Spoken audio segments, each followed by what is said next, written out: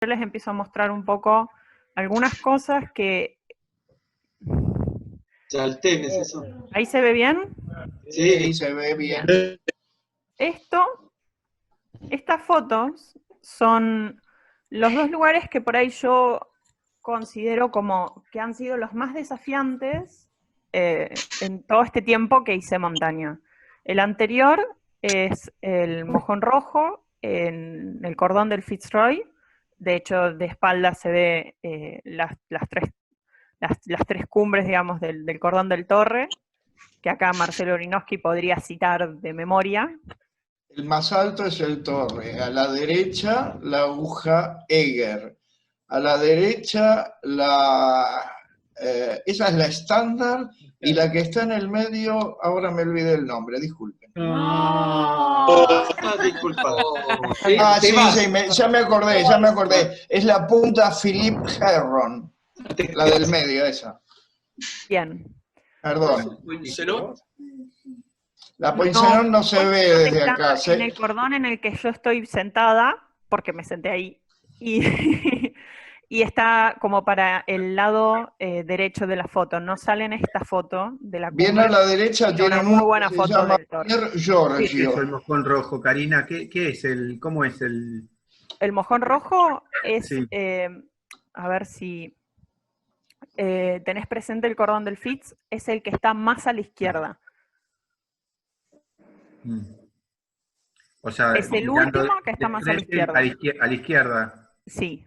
¿Y se sube desde la laguna, desde las lagunas estas madre e hija, desde ese lado? No, te vas a Poincenot y de ahí vas a Laguna Sucia. O sea, en lugar de subir a Laguna de los Tres, te desvías a la izquierda y te vas a Laguna Sucia. Y a partir de Laguna Sucia empezás a subir. Siempre por el lado izquierdo. ¿Y cómo se sube? ¿Se sube es una escalada técnica o es una escalada...? No, es un cuarto grado y hay muy poco para asegurar. Pero porque una característica que tienen las escaladas en Chaltén es que siempre hay muy poco para asegurar.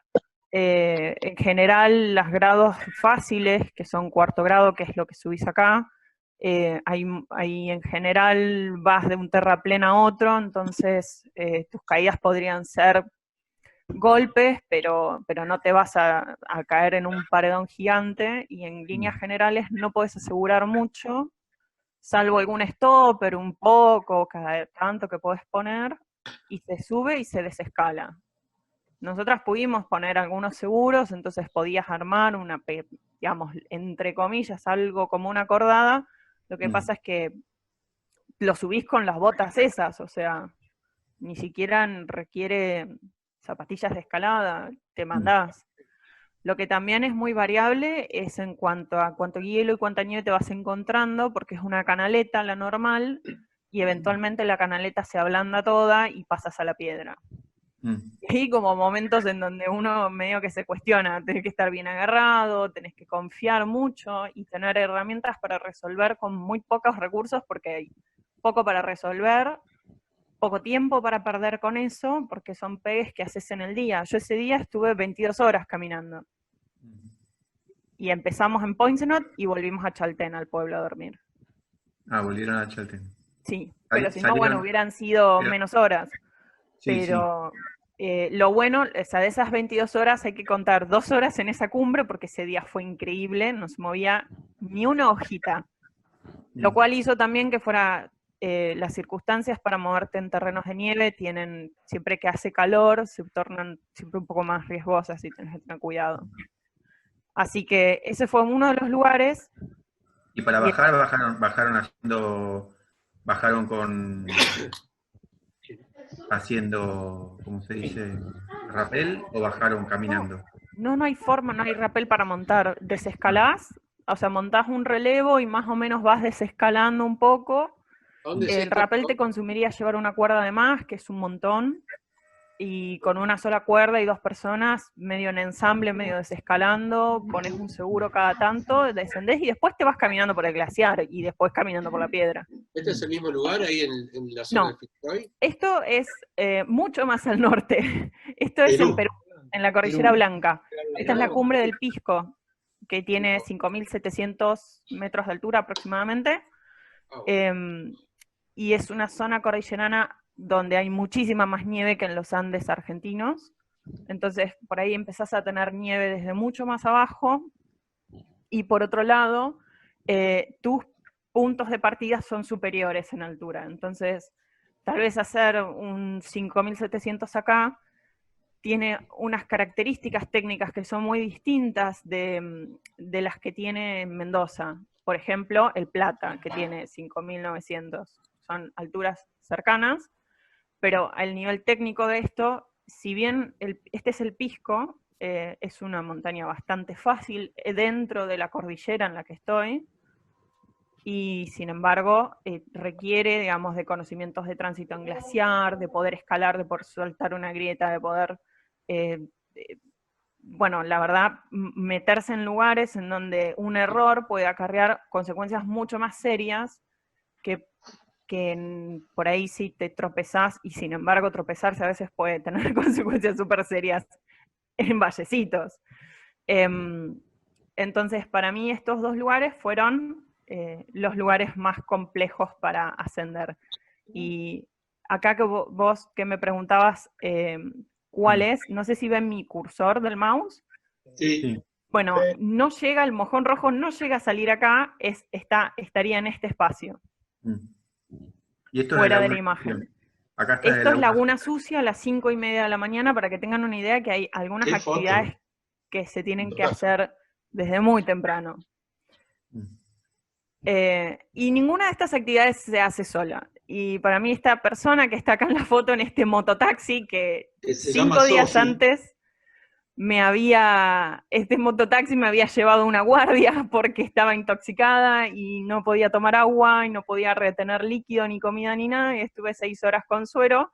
5 días después me estaba subiendo me estaba llevando a donde te tomás la combi para ir al campo base del Pisco.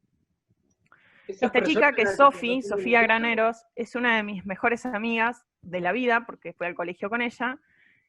Para que tengan una idea, con Sofía empezamos a hacer esta actividad allá por el 2013. Esta es Sofía, de chiquita, esta soy yo de chiquita, con 16 años, en unas sierras, en un cordón que están en Neuquén. Ambas somos de allá, o sea, hay muchos que por ahí ya me conocen y saben esto. Esto es el Cerro Chachil, que tiene 2.830, 2.800 y algo metros de altura, y se nos ocurrió a ambas, en lugar de estar bardeando, haciendo cualquier cosa como adolescentes normales, que por ahí corresponde, se nos ocurrió hacer algo distinto porque no nos sentíamos bien haciendo eso. Y se nos ocurrió que teníamos ganas de subir un cerro muy alto, que se llama Volcán do Mullo, que está en el norte de Neuquén y es el más alto de la Patagonia, que tiene 4.800 metros aproximadamente, un poquito menos. Eligieron uno fácil para el primero. Sí, pero como no nos elegimos nada muy fácil, empezamos a averiguar, porque nadie tenía muy claro cómo hacer esto. Había muchas instituciones que no estaban conformadas, había muchísimas cosas. Teníamos pocos años, poca experiencia, poco conocimiento, como la mayoría cuando empezó. De hecho, si hay algo que no hay que hacer, y aprendí en este viaje y nunca más lo hice, es caminar con pantalones de esquí. Esos pantalones me cocinaron por dentro todo el viaje. Cari, ponete el micrófono. Cari, ponete el micrófono. Sí, más cerca. Ahora sí. Bien. Esos pantalones de esquí me cocinaron todo el viaje, pero eran los que tenía. Y piensen que estos anteojos eran prestados, los bastones también, era un bastón que me había dado alguien, Sofi, o sea, estábamos improvisando todo. Y el plan era con esta gente, este chico Miguel, que era ayudante, asistente de guía a modo vaquiano, porque ninguno era guía efectivamente en esa época. ¿Quién es Alejandro Chanes? ¿Lo dejamos entrar? Sí. Listo. Bien, este cerro es bastante accesible para aprender y tiene, digamos, todas las características que puede llegar a tener un cerro mucho más alto, porque vas transitando por zonas rocosas, tenés 10 kilómetros de aproximación, lo haces en 2 días, eso haces un día 10 kilómetros de aproximación, acampás, y al otro día muy temprano vas a la cumbre, volvés, y después volvés a hacer 10 kilómetros de aproximación, y algo que nadie te dice, y que este cerro realmente me formó, porque no fue la única vez que fui, es que al final del viaje tenés 300 metros de subida con toda la mochila en la espalda para la ruta donde estacionaste el auto. Y siempre como cosas que tener presentes que los primeros viajes uno cree que ya terminó todo y vas dándote cuenta que a veces tenés que seguir, ¿no? Y que falta todavía un poco más. Y ese falta todavía un poco más es muy duro. Es muy duro cuando tenés todo el día encima, es realmente muy duro. Sí es muy lindo porque yo recuerdo de este viaje, que lo hicimos como en octubre del 2003, en un plan formativo con esta gente, con Miguel, que es el que está acá, y Walter, que va a estar en otra foto. Acá estamos de vuelta. Yo no puedo creer las fotos estas, me estallé porque no podía creer la cara de nena que tenía. La cuestión es que también tiene nieve, tiene, digamos, muchas dificultades técnicas, pero ese día lo que nos pasó es que viajamos con una tormenta de viento. Y si hay algo que hay que aprender a hacer en montaña es a escuchar el viento, a entender cuándo hay que pegar la vuelta y cómo son los ritmos de subida. Y que si te vas a meter en la nieve tenés que tener grampones. Yo en ese momento no los tenía porque habíamos pensado que no eran necesarios, porque ya tener lo que te habíamos juntado para poder salir, estuvimos meses haciendo ejercicio, desde marzo hasta octubre, para poder ir a este lugar, que me costó mucho más que un lanín, para que tengan una referencia. Igual cada persona lo vive muy distinto. Yo volví en ese viaje de esas fotos es de octubre, y yo lo hice de vuelta en enero y no me costó, entonces cada vez que uno va es distinto, porque hay cuestiones internas, cuestiones externas que son muy distintas. Yo recuerdo de este viaje ver volar al guía de la expedición cruzando el río y dándose la cara contra la piedra, sangrando, todos corriendo. Fue toda una situación de súper estrés, y recuerdo que después de este viaje, que llegamos hasta este punto, esta fue nuestra cumbre, ni siquiera llegamos a la cumbre. Fue hasta ahí, miren a Sofi que está durmiendo, o sea, estábamos muertos. El viento no nos dejaba caminar, lo escuchábamos venir y había que tirarse al piso. A mí, este chico Miguel me agarró del cuello porque yo estaba en un momento, pisé la nieve sin grampones y el viento me tiró, y eso es una pendiente que no para hasta unas piedras, y me hubiera dado un gran golpe. Y no se puede ver bien en la foto, pero era realmente riesgoso la actividad que estábamos haciendo. Sentaditos en la piedra no, pero sin grampones pisas un poquito de nieve o un poquito de hielo, y hay cuestiones que son límites. Es un poquito más y no sabes si la contás. Y me acuerdo que volví y mi mamá me preguntó, que muchos la conocen, ¿te gustó? ¿Te gustó? ¿La pasaste bien? Y yo estaba como con un estrés encima. Había sido tan duro todo esto que no le podía decir que había sido todo hermoso y le había pasado bien. Pero yo había encontrado una motivación para poder hacer esto. Me había dado cuenta que yo tenía ganas de subir, no porque tenía ganas de llegar a esa cumbre y demostrar que yo podía hacerlo a pesar del viento, sino porque a mí me gustaba estar ahí. Me gustaba estar ese día. Detalles anecdóticos de todo eso. Adivinen quién agarró la carpa del garage, no revisó si habían parantes y se la llevó igual. Vos. Acá, ¿quién habla?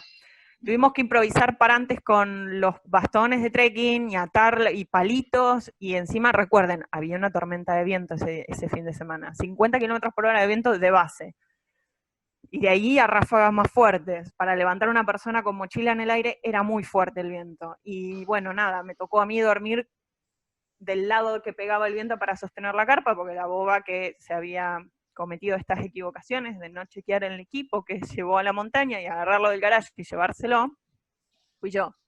Entre varias cosas que en la vida me voy a olvidar de eso. Nunca más me voy a un lugar si no revisé si están los parantes y si esos parantes son los parantes correctos de esa carpa. Porque por ahí pasa la familia, desacomoda las cosas y después, cuando estás ahí, tenés un problema. No significa que algunas cosas no las puedas arreglar y te las puedas ingeniar, pero bueno, realmente ese viaje fue muy duro. Y hay algo que fue genial, que fue, tenía una amiga con la que teníamos un proyecto y estábamos empezando a aprender para poder irnos al Domullo. Nos tomó un tiempo. Pero Sofi y yo teníamos una idea en mente y bueno, y mucho sueño en esa foto, pero llegamos a la cumbre del Domullo. Teníamos 18 ¿Cuándo? años recién cumplidos. Y les hicimos, o sea, una diferencia que hay, yo volví al Domullo varias veces hace pocos años y es mucho más complejo en este momento porque ya no hay había un planchón de nieve que era muy empinado y hoy ese planchón ya no existe, se derritió y es una zona de piedra que vuela mucha roca, que hay una cuerda, que es mucho más complejo. Yo de eso puedo contar otro día, pero lo que sí es increíble es que con 18 años cargamos las mochilas. No había, hoy sí hay un puente para cruzar el río y tuvimos que cruzar el puente. Yo temí por mi vida mucho cruzando ese río cuando creció. Y el otro día vi, ¿cómo? ¿Tenían guía? ¿No tenían? No. No, porque estábamos con gente que oficiaba de guía, o sea, había una persona que tenía ese rol y que tenía muchísima experiencia, pero que no era un guía recibido. Entonces, a partir de ese viaje, decidimos empezar a formarnos nosotras, una vez que habíamos logrado un objetivo que nos costó muchos años, o sea, por lo menos 2 años, que en una adolescente es muchísimo tiempo, es como el tiempo cuarentena eso, corre muy distinto. Sí, sí. Y al final, yo no sé quién hizo estas rayas naranjas, si fui yo, cómo las puedo quitar, no sé si las ven. Sí, no sé qué son. No sé. Son todas iguales. Sí, pero Alina, bueno. entonces, Sí. una pregunta, ¿el famoso ese planchón de nieve del Domullo no está más? No, no está más. No está más. Bueno. No. Por eso también hay menos agua, no hay agua en el Domullo, ¿no? No, tenés que acampar más abajo, o sea, en las lagunitas, y si nevó hace poco, podés llegar a subir para derretir nieve. Sofi, después de este viaje me quedan 10 minutos, y igual me queda mucho para contar, pero... ¿Esta sí. pared? ¿Y esta pared qué? Estas paredes son los farallones de Aguascalientes. Fue la primera vez que agarré una cuerda y me subí, con los 7 ampollas en cada pie más o menos, y las botas de montaña con las que subí, que eran las que teníamos en ese momento. Si se dan cuenta que hay alguien que ya tenía el culo pesado, y Sofi ya sabía escalar básicamente. Ambas, a partir de ese viaje, nos fuimos a estudiar a lugares distintos, pero Sofi empezó a escalar, hizo un curso en el CABA y empezó a aprender y se empezó a formar, y yo también me fui a estudiar afuera y empecé a formarme con gente que sabía escalar, porque era lo que sabíamos en ese momento, era juntarme con alguien que sabía más y aprender de él. No estaba muy institucionalizado esto de una escuela para ser un guía. O te recibías en algún lado, o por eso es la pregunta, ¿había un guía? No, pero sí. Era una persona experimentada, con todos los defectos que puede tener también, aprender las cosas de los modos en ese momento. O sea, la persona que me estaba dando seguro ahí, me estaba dando seguro con el 8, que hoy no se utiliza, que es una pieza metálica en forma de 8, un círculo más chico, uno más grande. Y bien, ambas nos fuimos, cada una un poco por su cuenta, pero decidimos seguir haciendo esta actividad porque nos habíamos dado cuenta que más allá de haber logrado un objetivo que nos habíamos planteado, esto era lo que nos gustaba hacer, nos gustaba estar ahí, compartir, porque básicamente uno está ahí y lo que haces es ser quien sos y reírte con quien estás al lado, porque también pueden pasar cosas y pueden pasar desgracias y tenés que confiar que la persona que tenés al lado está ahí también para vos, para cuidarte, de la misma forma que vos tratás de cuidarte y que tratás de cuidarlo. Estos fueron los primeros pasos de escalada y ambas empezamos a aprender a escalar. Yo me fui a Italia y esta es una foto de la Roca Provenzal que está en Piemonte. Y también fue una ruta de ascenso de 4º grado. Nunca subí cosas demasiado difíciles, nunca fue ese mi objetivo. Siempre fue hacerlo disfrutándolo. Pero eso no implica que no hayan riesgos. No sé si ven tipo el desnivel que tiene esto. Acá no había nada para asegurar por la ruta normal, que es una cresta. Después si subís por el paredón que saqué la foto, sí tenés para poner seguros y usar todo el equipo de seguridad en una pared vertical. Pero muchas veces subir por lugares que parecen ser los más fáciles no necesariamente implica que sean los menos peligrosos. Así que nada, esta fue una gran subida que hice allá en Italia, estuve un par de años y volví. Y acá hay algo que Sibu una vez dijo y me dejó reflexionando mucho. Esto de que hay una montaña que no es la montaña, es una montaña de la vida. Sofi y yo nos separamos los caminos, es mi mejor amiga, ya se volvió guía de montaña, pero tuvo sus idas y vueltas y estudió otras cosas. Yo también estudié otras cosas, tuve otras curiosidades. Nunca hice que la montaña fuera mi vida, pero sí un pilar muy importante. Y a veces uno sube y sube con problemas y sube con temas resueltos, con temas sin resolver, con ideas de quién es, de qué es lo que puede hacer. Yo tal vez nunca creí ser capaz de hacer algo de lo que les conté al principio. Para mí eso era imposible, sobre todo porque en ese verano donde saqué esa foto, uno de los compañeros que estaba aprendiendo conmigo a escalar en roca fallece escalando en hielo. Entonces para mí el terreno del hielo siempre fue un gran terror, en un punto, no un terror terrible, sino no un lugar para ir con cualquiera. Es un lugar de mucho riesgo, aunque parezca que es tipo un tobogán y que te matás de risa. Sé que es un lugar que hay que tener cuidado. Entre otras personas, en el periodo formativo, digamos, de todos estos años, porque piensen que yo acá tenía 20 años y hoy tengo 33. Mentira, tengo 32, pero no sé sacar la cuenta. Qué vieja estás. Sí, mal. Pasaron muchas cosas. Sofi se fue de viaje a Nueva Zelanda y empezó a trabajar de guía y viajó a Vietnam, se fue a Nepal. Yo vine a Buenos Aires, conocí a esta persona que algunos del ambiente, por ahí Sibu, Mariana la conocen.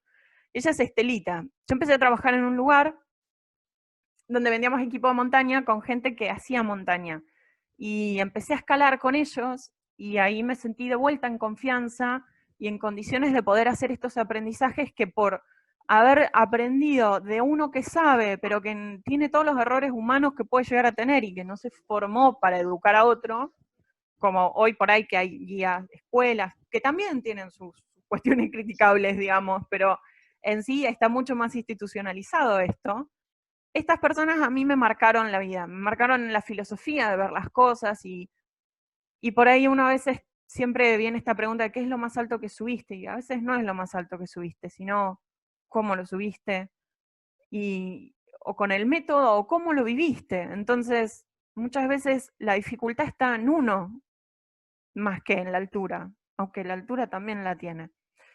Estelita falleció también, y poco el tiempo después, Gabriel, que era otro compañero más, o mi otro compañero, digamos, de trabajo, de cordada, de diaria, me enseñó a escalar en hielo. A modo de cerrar el ciclo respecto de Estelita, que también fue mi compañera de escalada en roca, y empezar a entender que, bueno, que por ahí a veces las personas deciden tomar sus riesgos. Estelita falleció en un accidente de salto base y ella decidió hacer esas actividades. Entonces, por ahí uno, si se vuelve más consciente de las cosas, puede entender, yo no deseo morirme, pero si soy más consciente de los riesgos y tomo precauciones, puedo empezar a hacer estas actividades que me frenaron muchos años. Que a diferencia de Sofi, mi compañera del principio, ella no tuvo estos frenos, ella fue por un camino por ahí un poco menos accidentado o tuvo otras dificultades y las sortió distintas. Y ella aprendió a escalar en hielo y en roca muchísimo mejor. Y hace muchísimo tiempo antes que yo. Entonces, esto es Puente del Inca, ahí los primeros pasitos escalando en hielo. Y después de muchas idas y vueltas en la vida y de duelos y de problemas y de tiempos, empecé a entrenar en mística de montaña.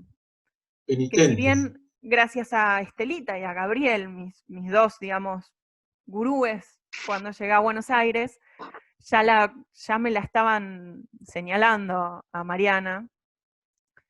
A mí me pasaba que me costaba mucho poner en línea las cosas como para poder, digamos, poner un proyecto difícil, como hice cuando tenía 16 años, y continuarlo durante mucho tiempo hasta poder hacerlo y estar preparada físicamente, mentalmente, en todos los sentidos posibles para poder hacerlo. Este viaje es al Penitentes con con Adri, que anda por ahí, y Antonella, que hoy no se conectó, pero Antonella Marabotto es alto personaje, imparable. Y fue uno de los primeros viajes de Antonella. Y con Adri fue el primer viaje que hicimos juntas, y también empieza a suceder esto. Algunas personas dan los primeros pasos al lado de otras personas que ya vienen caminando bastante, pero todos estamos aprendiendo, porque este viaje para mí también implicó muchísimo aprendizaje. Hacía mucho que yo no iba a la montaña a hacer una actividad tan desafiante hacía rato. Esta subida al penitente es por circunstancias que por ahí hoy veo y digo, hubiera hecho distinto. Lo subimos y lo bajamos en el día desde la ruta. También implicó un desafío porque son muchas horas de pateada, muy poca aclimatación. El Penitentes tiene 4.700, 4.400 tiene. Estoy muy Algo mal con la así. altura del Penitentes. Sí, 4.300 y pico. Sí. Ari, está Pero sin tiempo, ¿eh? sí, ¿Retomemos en un ratito? ¿O si quieren, no, o sea, entramos con el mismo link, ¿no? lo mismo? Menos de un minuto queda. Si quieren, seguimos. Dale. Sí, ¿Cómo? cuando se corta ¿Cómo? volvemos. Dale, cuando... Bueno, básicamente, gracias a Mariana, empecé a trabajar las cuestiones que tenían que ver con lo interno, ¿no? Bueno, Mariana me fortaleció las rodillas un montón y los tobillos un montón y el cuerpo, pero Mariana no te entrena únicamente el cuerpo. Hay una cuestión interna que también ayuda a resolver y a mí me daba como mucha cosa porque estas chicas estaban dando unos primeros pasos y me miraban a mí como que yo supiera mucho más y yo sabía más cosas, pero no sé si me podía equivocar como cualquier otro. Y hacía mucho tiempo que no hacíamos una caminata, una pateada de un pegue tan largo. Pero hizo bien, porque a todas nos sirvió. Ambas, Antonella y Adriana, estudiaron. A partir de ahora tengo mucho menos para contar y más para mostrar. Así que cuando estén, apuramos. Me acordaba cuando el primer año de Mística en Palermo, el mérito era cuando venía seguido. Viste, cuando yo dejaba de faltar, es que hay toda una cuestión que es como fuerte en cuanto a poder organizarse en la vida para poner la actividad en el lugar que uno desea que esté. Los aprendizajes de la maestra Mariana, digo. Sí, por supuesto. Es que si no, no se puede. Es como, vos no podés responder 20 horas de pateada y al otro día levantarte y hacer algo si no hiciste todo lo que hiciste durante el año. Para mí Adriana pide la palabra. Sí, para mí fue el objetivo, cuando Cari empezó a entrenar en Palermo, el gran objetivo para mí era que ella tuviese constancia en el entrenamiento, porque en Puerto Madero, perdón Cari, era un desastre, pero tenía que ver también con el ritmo de vida que llevaba y que terminaba de trabajar tardísimo y se venía corriendo del local a entrenar y con suerte venía 2 o 3 veces al mes. Entonces fue como un gran desafío y estuvo buenísimo porque lo logró, o sea, fue como evidente que su vida se acomodó y no era que faltaba por falta de voluntad o porque era vaga o no, realmente faltaba porque no le daba más el cuerpo ni la cabeza. Ahí está entrando más gente y iba a ser más breve, pero sí, o sea, hay muchas cosas que tienen que ver con esto de acomodar la vida, porque Sofi, por ejemplo, esta chica que empezó, ella su vida la puso muy en orden y si bien las cosas pasaban, lograba de alguna forma retomarlas a ese orden que ella quería y seguir entrenando. Y como todo, si vos no te entrenás, es como, no hay manera de que sepas todo lo que se debe saber y responder físicamente a todo lo que se tiene que responder. Tenés que ser constante. Y para eso tenés que estar organizado. De la misma forma que organizás una expedición, vos no vas a subir un montañón en un día. Si bien algunas veces uno le pega en un día, eso no puede suceder si no entrenó todo el año. Entonces, como sea que lo hagas, siempre tenés que todos los días meterle. Ahora les comparto más rápido las fotos, porque después de ese clic importante, en donde empecé a ir sin faltar a Mística, empezaron a pasar estas cosas increíbles.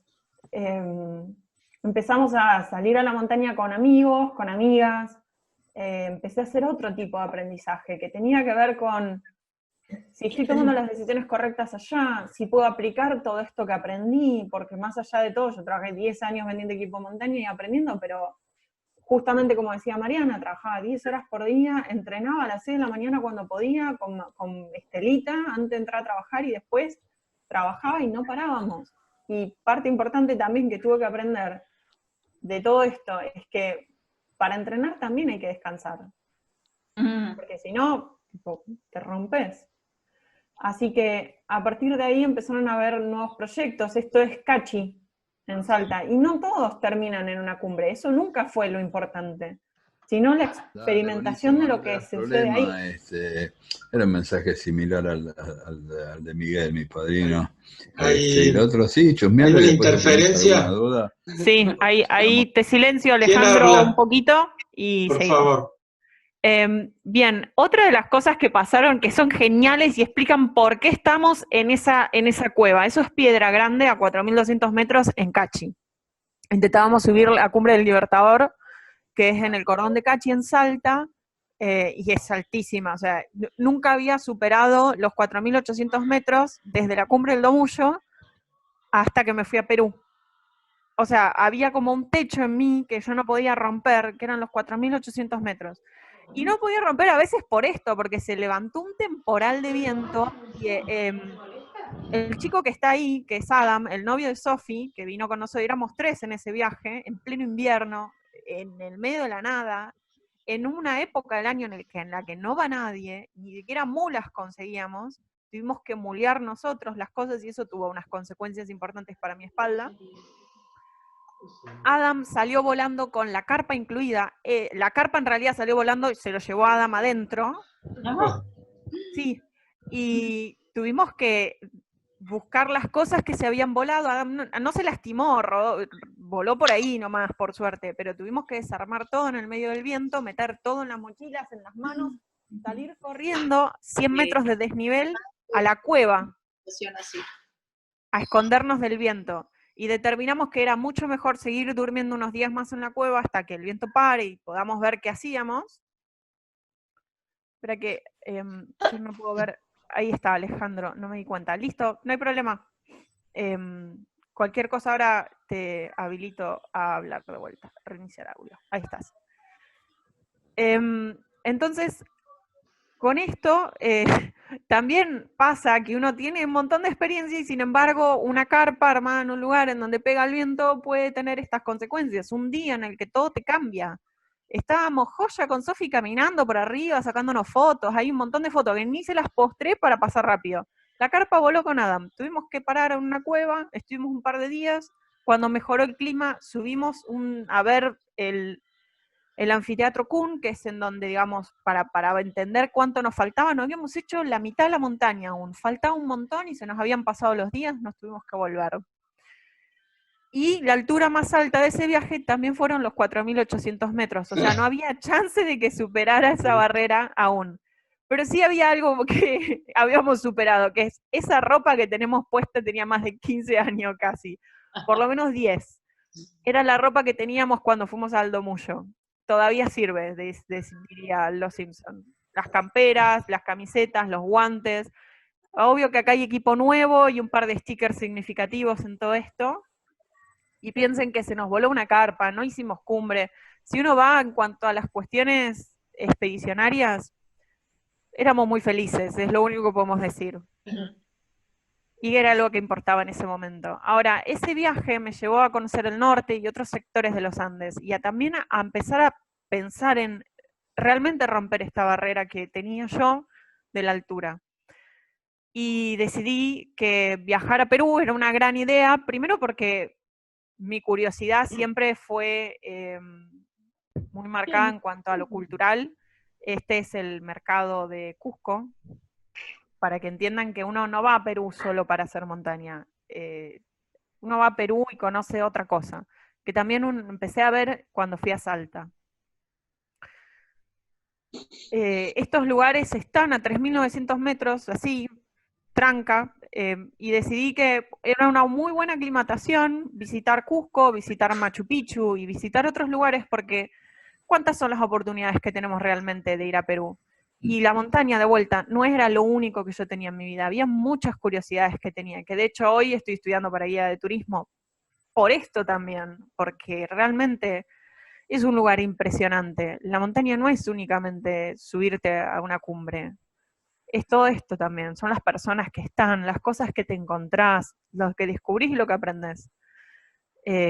Bueno, acá son fotos increíbles del día de Inti Raymi, del festejo de la celebración de, digamos, del año nuevo, el equinoccio, perdón, el solsticio de invierno, en la comunidad andina, que representa, digamos, la vuelta al sol. Es el día más corto del año y se le pide al sol que empiece a volver para que justamente no falte comida en lo que viene del año.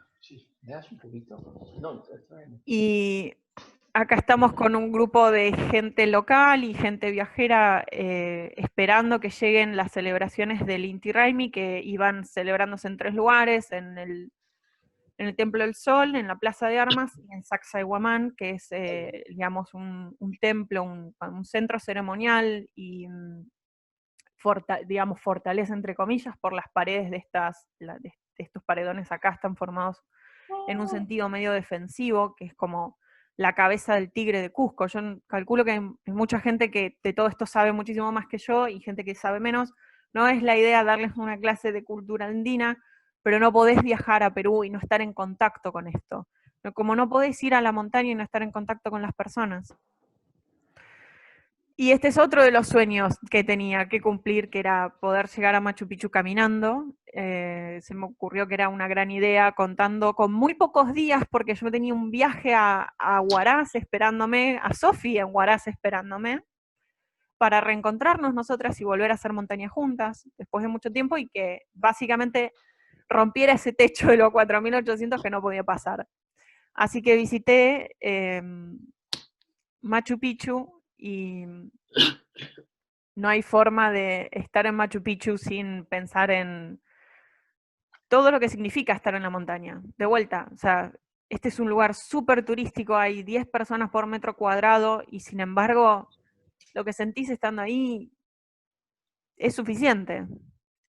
A veces me gusta mucho estar en lugares donde no hay nadie, por eso hago esta aclaración, pero para mí hay cuestiones que pude hacer gracias a que este grupo también me mantiene un poco conectada a eso, a poder seguir entrenando, a poder seguir haciéndolo. Igual no es nada fácil, me lo subimos todo caminando con una chica que nos encontramos en el camino, corriendo en realidad, era un modo de mantenerme entrenada para subir a la montaña en una semana. La cuestión es que esto es el Nevado de Churup, en la Cordillera Blanca. La cuestión es que cuando llego a Huaraz y me encuentro con mi amiga Sofi, me intoxico en lo que es el viaje en bus desde Lima hasta Huaraz. Llego y empiezo a vomitar. Y no paro de vomitar por muchos días, por día y medio, y no podía tomar agua y no podía hacer nada. Entonces Sofi decide llevarme a la guardia, y mientras estoy ahí con el suero durante 6 horas, así clavada, quieta, con frío, un tema, digamos, muy heavy a nivel emocional para mí, porque me había preparado tanto, y una comida que ni sé cuál fue, te intoxicó y te debilita muchísimo, sobre todo a 3.000 metros, es como, no podés estar deshidratado a esa altura, te deja de cama completamente, y por algo me pasaron como 4 litros de suero, y me mandaron a mi casa con 5 litros de Gatorade. Sofi, mi amiga, pierde una amiga en ese momento en el Alpamayo, y un amigo sobrevive al accidente. Así que decidimos separarnos unos días, y ella va corriendo a acompañar a su amigo y a asistirlo, y esto nos demoró bastante nuestros proyectos y las cosas que deseábamos hacer. lamentablemente, y transitando todo ese duelo, decidimos que teníamos que seguir haciendo eso que pensamos hacer cuando éramos adolescentes. Algo que nos haga bien, compartir juntas. Porque ella también estaba bajoneada en ese momento. Y mientras ella ya estaba decidiendo pegar la vuelta de la montaña, de acompañar a su amigo, me dijo, bueno, necesito que empieces a aclimatar porque si no, no vas a poder subir nada.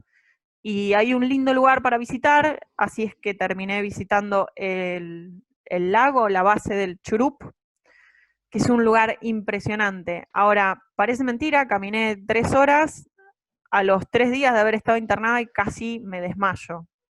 No podía más, porque estaba muy debilitada, apenas podía comer una manzana, como mucho, y un poquito de arroz, y era toda la comida que podía pasar. Y sin embargo valió completamente la pena, porque esos lugares son impresionantes. O sea, no hay una montaña en Perú que no valga la pena ir y a verla. Después ya no me importaba que íbamos a subir con Sofi, a dónde íbamos a ir, solo quería ir a estos lugares y compartir con ella y ya está. O sea, habían objetivos, pero en realidad el principal y el de fondo era compartir con mi amiga con la que empiece a hacer estas cosas y que es grandioso. La cuestión es que decidimos entonces, en lugar de subir a un cerro que había que escalar, ir al Pisco, y camino al Pisco te encontrás con el Huascarán. Me parecía impresionante para la gente que considera que por ahí el Aconcagua es un enorme desafío. El Huascarán no queda atrás. Tiene muchísima más dificultad técnica que la ruta normal de ascenso del Aconcagua. Uno puede subirla por otros lugares. Y acá vamos camino al Pisco, que nos pareció el proyecto más adaptable a lo que nos había pasado a las dos, a que ella estaba con miedo, a que yo estaba insegura y débil un poco. Y ya habían pasado casi 5 días desde que me había intoxicado, y acá estamos en la base del Pisco,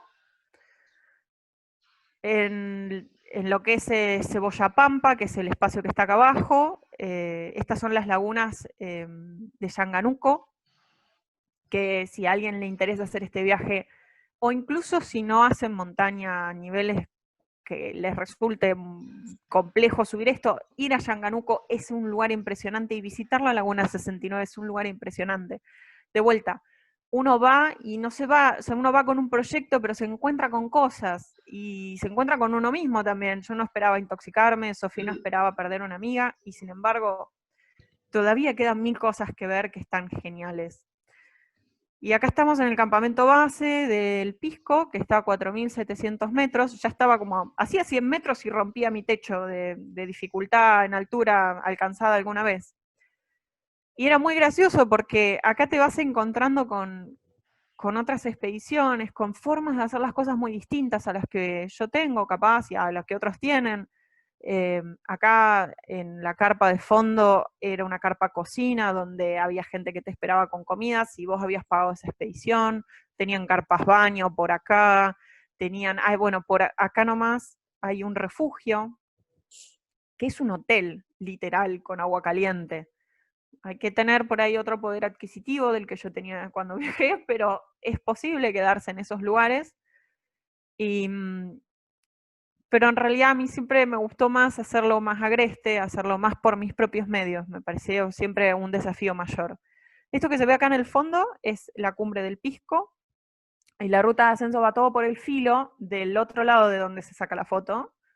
Y acá, esto que se ve cruzando horizontalmente es el borde de una morrena, que hay que subir, bajar, atravesar, volver a subir del otro lado, subir al col del glaciar que está por acá, y ahí empieza el filo de la foto anterior. Si hay algo que el Pisco tiene, es que no es nada fácil, porque es realmente muy largo.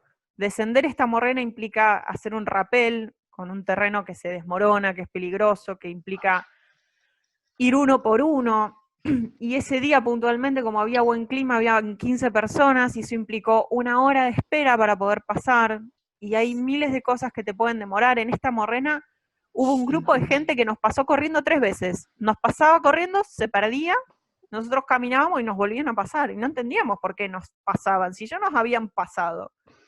Andaban súper fuertes, pero andaban desorientados. Entonces, hay siempre muchas cosas que ver al respecto de esto. Para que entiendan la ruta, va todo metido por acá, es muy fácil perderse porque esto es imposible de registrar, y eventualmente se sube acá este filo, pasa por acá, pasa por acá, pasa por acá, empieza a subir, sube, sube, y acá se sube al glaciar. Una vez que te subís al glaciar, tenés que llegar al col, que está a 5.300, y ascender todo este filo, hasta los 5.700. Acá estamos con Sofi el día previo al pegue, digamos, porque todo esto se hace en un día, se sale a las 12 de la noche y se estima hacer cumbre entre las 8 y las 10 de la mañana, para volver en un horario en el que todavía no se derritió todo y es peligroso transitar. Esto se transita cuando hace frío. Y estábamos reconociendo un poco el terreno, sacando unas fotos para ver por dónde ir, y acá se ve muy bien cómo es el camino.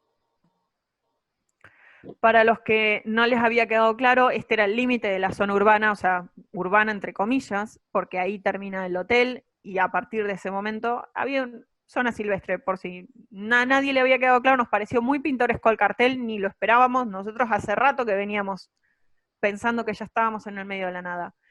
Los montañones que se ven a los costados son los Huandoy, para que tengan una idea y los puedan googlear. Hace mucho tiempo que nadie los sube, porque digamos, las circunstancias de ascenso se fueron poniendo cada vez más difíciles, los hielos se van derritiendo y todo se torna más peligroso. Empezamos a caminar a las 12 de la noche y llegamos a un poquito antes del col para subir al filo, y empieza a amanecer. Y como la mayoría de las cosas en montaña, es el horario mágico, es el amanecer.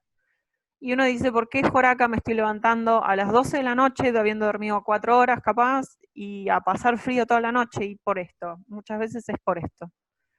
O los momentos en donde te matás de risa porque no puedes creer el lugar en el que estás, en el momento en el que estás. Y desde acá se puede ver el filo y algunas de las personitas subiendo, y estas eran los que nos habían pasado 3 veces corriendo, andaban muy fuerte. También consideramos que yo me había intoxicado unos días antes, y sin embargo subir era todo un desafío. Yo ya estaba más allá de las barreras de lo que había podido pensar que era posible para mí. Esto nunca había sido un lugar siquiera soñable, y sin embargo ahí estaba, no lo podía creer. Tenía hasta miedo de preguntarme si esto era real, y más vale disfrutarlo y no preguntarme si esto estaba pasando, porque también dudar hace que te muevas peor, te canses, temas, te tenses, te fatigues, y muchas veces es mejor concentrarse en estar disfrutándolo. En esta foto anterior se puede ver las grietas, que por acá hay que saltar.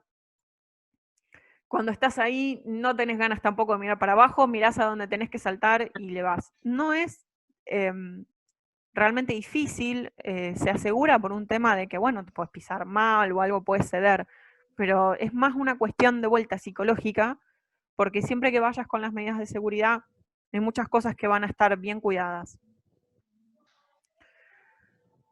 Y acá se ven algunos de los hongos y de los lugares por donde pasás, algunas de las grietas por donde les vas bordeando, y por lo cual, a ver si pueden entender que esto es realmente peligroso si se hace calor. De día va a estar todo, de noche va a estar todo bien. Ahora, uno cuenta siempre los logros, pero también hay que contar las partes en donde realmente te rompes y decís, no puedo más. Y Adri alguna vez capaz que me habrá visto, pero yo sé que Antonella por ahí también lo vivió. Me suele pasar que cuando estoy por llegar, siento que no puedo. Y esto es algo que creo que mucha gente transita. Cuando ya decís, no puedo dar un paso, me tiemblan las piernas, me falta el aire, y todo es mentira. Cuando llegás a la cumbre, nada de todo eso te estaba pasando de verdad. Era muchas veces, bueno, la falta de oxígeno en este caso, porque estoy casi en la cumbre. Acá está la cumbre, para que tengan una idea. Cuando llegas a la cumbre ya todo sale bien. Se te van los dolores, disfrutás, te reís. En ese momento teníamos muchísimo frío, porque había viento y era helado. Nunca había tenido tanto frío como en esa cumbre, me parece. pero si pueden ver alrededor, es por esto que se llama Cordillera Blanca. O sea, todo el mundo habla de esta crema de nieve que parece tan bella e inofensiva, y sin embargo acá hay unos paredones que no podés ni pasar. Es impresionante el lugar, vale la pena completamente si a alguien alguna vez se le ocurre hacerlo. El Pisco no es un lugar imposible, requiere conocimiento, andar con alguien que sepa tal vez más de lo que uno sabe, como para tener la certeza de que si pasa algo te ayuda. Sofi es guía, entonces en este caso iba con mi amiga, pero también iba con alguien que era guía, que sabía resolverlo. Y acá estamos, en la cumbre. No parezco estar riéndome mucho, pero porque básicamente tenía algo de náuseas y ahí como de vuelta. No sé si recuerdan la foto en la que volqué 10 metros antes, porque siempre me pasa como a 10 metros de la cumbre. Cuando vuelco, sepan que en general me levanto y sigo, que eso es una característica que no todo el mundo sabe. Cuando me voy a la montaña yo lo aclaro, que a veces necesito una pausa, pero me levanto y sigo. Y muchas veces eso me enseñó muchas cosas en la vida. Es como, muchas veces necesitamos una pausa, pero eso no significa que estamos tirando la toalla. Y es importante tenerlo en mente también, porque todo el mundo te dice, no, sí, yo pude, pero escúchame, somos humanos, vamos a estar cansados, vamos a necesitar sentarnos un minuto, vamos a necesitar que alguien nos diga, dale, levantate que podés, de la misma forma que después yo se lo puedo decir a alguien, porque también me senté, me caí, me levanté y seguí. Y esto es en la bajada. Esto era la foto, casi la misma foto del amanecer, ya en plena luz del día, tratando de huir del glaciar. Y la siguiente, vamos a pasar muy rápido, esto es Poinsonot, son algunas fotos del Mojón Rojo y del ascenso. Esta es ya casi la cumbre del Mojón Rojo, y quienes querían ver, este es el Fitz, esta es la Poinsonot, esta es la Saint-Exupéry. Me parece que falta una aguja más por acá y este es el Mojón Rojo.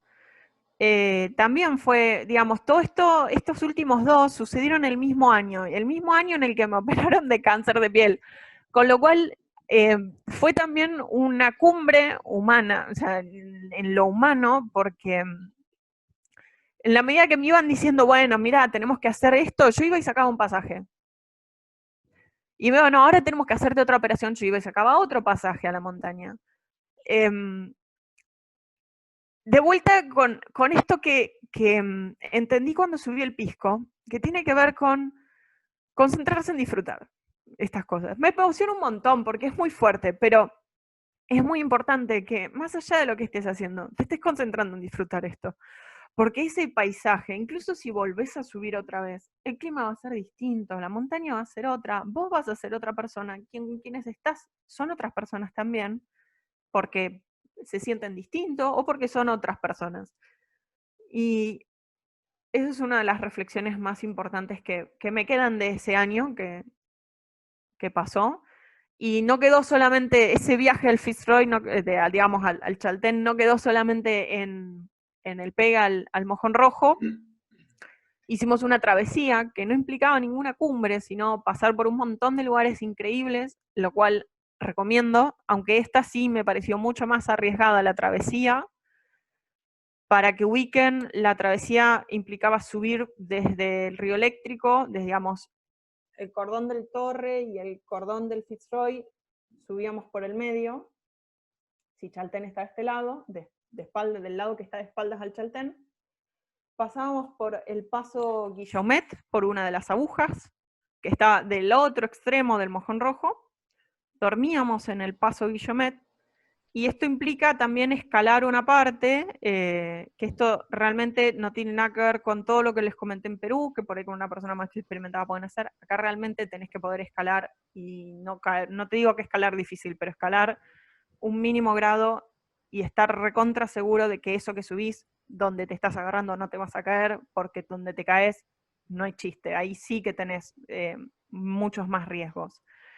Yo esta foto la saqué poco antes de pensar que iba a perder a mi amiga ahí. Por suerte no la perdí, ella sigue escalando y sigue haciendo estas cosas, pero el terreno estaba muy quebradizo, era muy difícil pasar. Este es el bloque empotrado, el paso del bloque empotrado, y del otro lado logramos ambas pasar, por suerte. Yo no sé ni cómo pasé atrás de ella, porque soy peor que ella escalando, pero si la vi pasar dije, yo voy atrás.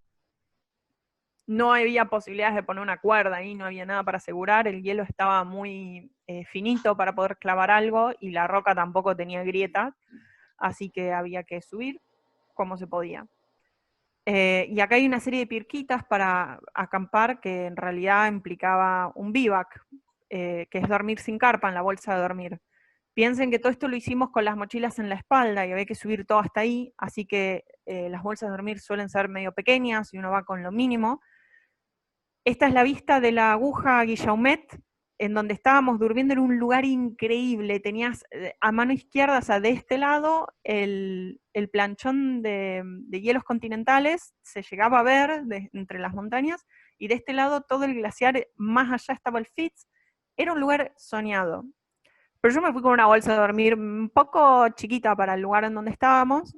Íbamos a tirarnos unas 4 horas nada más y seguir caminando. Y resultó que nos faltó, entre medio de todas las cosas, y en estos lugares seguimos cometiendo errores de equipo, nos faltó una pieza del calentador. Y no pudimos cenar comida caliente. Quiero decirles que yo realmente casi me largo a llorar porque quería un mate, no comida caliente. Después de subir todo lo que subimos y del miedo que tuvimos, lo único que queríamos era un mate para el alma. Y lo único que tuvimos fue un alfajor. Y de vuelta, hay que concentrarse en disfrutar esto, así que nos matamos de la risa de lo que nos había pasado y cenamos alfajores. Y 4 de la mañana, arriba de vuelta y a caminar por el glaciar. Este es el Fitz. Estábamos transitando a paso superior, que era algo que a Sophie le iba a servir muchísimo para intentar el Fitz y reconocer el terreno en esa zona. Y ya avanzo, me dijo que acá me avisan que quedan 10 minutos, así que avanzo más rápido y después siguen los chicos si quieren. Esto es paso superior, y esto es casi llegando a Laguna de los Tres, habiendo bajado de toda esta travesía, cuando se derritió la comida que teníamos y la pudimos comer, porque no teníamos forma de derretirla antes porque no andaba el calentador. Así que cuando se pueda hacer una fiesta con esto, la hacemos. Y acá estamos con Sophie, donde no nos importa la vergüenza propia, ni la ajena, ni nada, sacándonos una foto en Laguna de los Tres, habiendo recorrido desde acá, todo el glaciar que no se ve, habiendo subido acá, que esto es paso superior, descendido por acá, todo por acá, todo por acá, todo por acá, todo por acá, todo por acá, subido esta roca, bajado esta roca, todo por acá, todo por acá, y llegar. Este sí es un terreno bastante más técnico. Si bien no había nada que tuviera un grado de dificultad, y había que agarrarse muy fuerte y no caerse más de una vez. Entonces hay que estar como muy sólido, muy seguro con eso. Y esto es ya volviendo a Chaltén, en Laguna Capri. Hay algunas fotos más de el Vallecitos y del Plata que subí con Antonella. Y acá de vuelta la famosa escena de Cari volcando a pocos metros antes de la cumbre. Yo acá no estoy riéndome nada porque estaba con náuseas, y esto que ven acá, necesito que lo sepan, porque si ustedes llegan a ver esto, están a 1 minuto y medio de la cumbre. Yo no lo sabía. Este son los restos de un helicóptero que cayó, pero cuando te dicen cerca en la montaña, nunca sabes si es media hora, 100 metros de subida o 2 minutos. Entonces yo decidí que esa era mi cumbre, que ahí me iba a quedar hasta que pasaron unas personas que me dijeron, dale Nava, que está ahí a 5 minutos. Muchas veces pasa que seguimos encontrándonos con la barrera mental de pensar que hasta ahí llegamos. Y que era lo que había pasado, es que el Plata realmente es muy largo, no es nada difícil en cuanto a lo técnico, pero es muy largo. Y si te apurás para subir, te van a dar náuseas, pues te va a faltar oxígeno y no vas a querer seguir.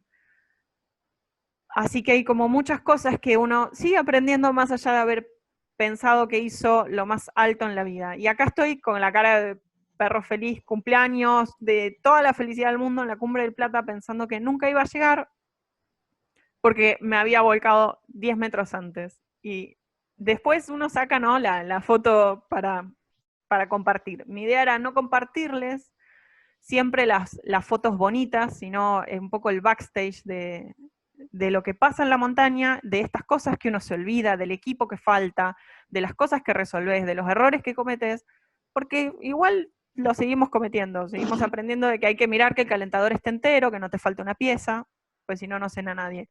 Y esta es otra chapa de un momento con amigos este verano en el Tronador, en donde no hicimos cumbre tampoco, pero nunca nos importó, estuvimos como 40 minutos en ese filo, que es el filo de la vieja, hinchando las bolas, sacándonos fotos, jugando, porque igual la nieve, no, o sea, ya habíamos determinado que no, habíamos subido hasta acá, hasta este lugar, y habíamos pegado la vuelta porque estábamos con nieve hasta el pecho y no podíamos caminar. Cari, es el fondo de mi computadora. Sí, Justo. es la misma. Ah. En ningún momento eso significó nada para nosotros. O sea, sí, teníamos ganas de subir, estuvimos dispuestos a dejar todo el equipo y subir con las cosas, el agua en la espalda y nada más.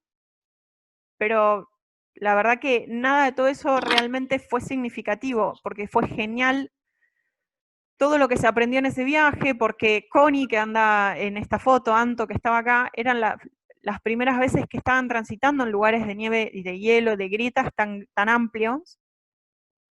Y la verdad que fue súper divertido. Hay miles de anécdotas también en cuanto a Connie cayéndose en una grieta, todos tirando para sacarla, y en esos momentos te estás concentrando en pasarla bien, más que en pensar qué estoy haciendo acá. Aunque algunas veces nos lo preguntamos, ¿no? Pero bueno.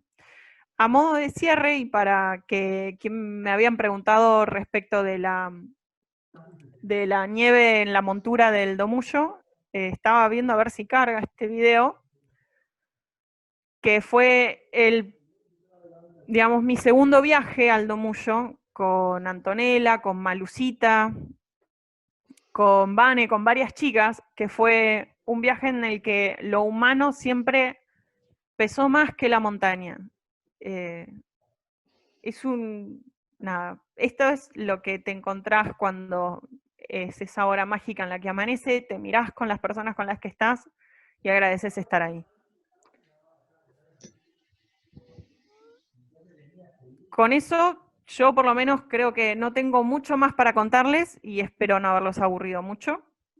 Agradezco que me hayan escuchado. A veces, como hay mucho silencio del otro lado, no sé si estoy siendo medio envolante con lo que cuento. Aplausos. Pero... ¡Bravo!